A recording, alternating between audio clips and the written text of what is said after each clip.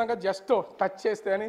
ఇది అత్యంత అంటే సీఎంకి సంబంధించి ఒకవేళ జగన్మోహన్ రెడ్డి ఈ భవంతిలో గనక నివాసం ఉంటే అత్యంత రహస్యమైనటువంటి సమావేశాలు లేకపోతే వచ్చినటువంటి కీలకమైనటువంటి వ్యక్తులు మాత్రమే ఇక్కడ ఉండేలాగా దీన్ని డిజైన్ చేసినట్టుగా తెలుస్తుంది.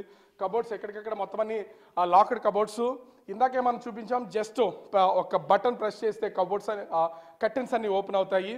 కీలకమైనటువంటి వ్యక్తులు ఎవరైనా వస్తే ఈ సోఫాస్లోనే ఇక్కడే అంటే ఈ చైర్స్లోనే కూర్చుని సీఎంతో పాటుగా వీళ్ళందరూ కూడా మాట్లాడుకుని ఆ రహస్యమైనటువంటి చర్చలు, అది ప్రభుత్వపరమైన పర్సనల్గా అయినా కావచ్చు, కొన్ని కీలకమైనటువంటి నిర్ణయాలు తీసుకునే సమయం అయినా కావచ్చు, దానికోసం ఒక రహస్యపు గది అని చెప్పొచ్చు. ఇక్కడ ఉన్నటువంటి నేల మీద మేము నడుచుకుంటూ పోతున్నాం. ఈ టైల్స్ దగ్గర కానీ పైన వేసినటువంటి సీలింగ్స్ కానీ వాటి లైటింగ్స్ కానీ ఇది ప్రతిదీ ఒక అద్భుతమనే చెప్పాలి.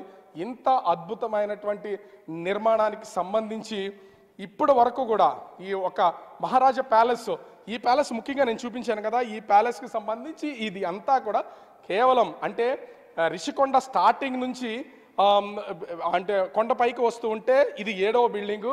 ఈ 7వ బిల్డింగ్కి సంబంధించి ఇది లాస్ట్ది కావడంతో ఇందులో సీఎం ఉంటారు. సెక్యూరిటీ పర్పస్లో లాస్ట్లో సీఎం ఉంటారు. మిగతావన్నీ కూడా సీఎంకి సంబంధించినటువంటివి కార్యాలయాలు, అదేవిధంగా ముఖ్యంగా సీఎంఓకి సంబంధించినటువంటి కార్యాలయాలు, అదేవిధంగా ఎవరన్నా డెలిగేట్స్ వస్తే డెలిగేట్స్ సంబంధించినటువంటి కార్యాలయాలు, వీటన్నింటినీ ఏర్పాటు చేసినటువంటి పరిస్థితి కనిపిస్తుంది. అంటే ఇంత ఇన్ని కోట్ల రూపాయలు ఖర్చు చేసి దాదాపుగా 2-2.5 సంవత్సరాల నుంచి నిర్మాణం చేపట్టినటువంటి ఈ భవంతికి సంబంధించి రహస్యాలు ఇప్పటి వరకు అంటే బయట వ్యక్తులు ఎవరు వచ్చినటువంటి పరిస్థితి అయితే లేదు. కానీ ఇప్పుడు ఈ మొత్తాన్ని కూడా ప్రభుత్వం మారడం, చంద్రబాబు సీఎం కావడం, పవన్ కళ్యాణ్ డిప్యూటీ సీఎంతో పాటు ఇతర శాఖలు నిర్వహించడం, భీమిలికి సంబంధించి